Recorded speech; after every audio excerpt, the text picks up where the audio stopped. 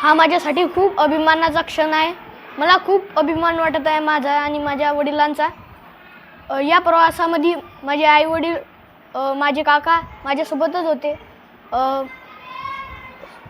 सर्वात पहिले सरनाईक सरांनी मला ध्येय दिले की तू नवोदय शाळेत जा। मग मी पुढे गेलो। मग मी रवींद्र सरदार सरांकडे क्लास लावले। मग तिथे मला चांगलं मार्गदर्शन भेटले। मग तिथेच मी स्कॉलरशिपची तयारी चालू केली। मग जेव्हा त्याचे इंग्लिश स्पोकन क्लास संपले तेव्हा मी देशमुख सरांकडे गेलो। देशमुख सरांनी मला चांगले मार्गदर्शन दिले। नंतर जेव्हा सुट्ट्या लागल्या तेव्हा मी घरी आलो। मी विचार केला मी क्लास लावू का नाही, स्कॉलरशिपचे क्लास न लावावी असा विचार रवींद्र सरदार सरांनी माझ्या मनात भरवला।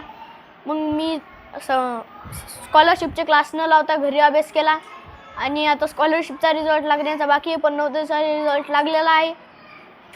मी सर्वात जास्त तयारी नवोदयचीच केली होती।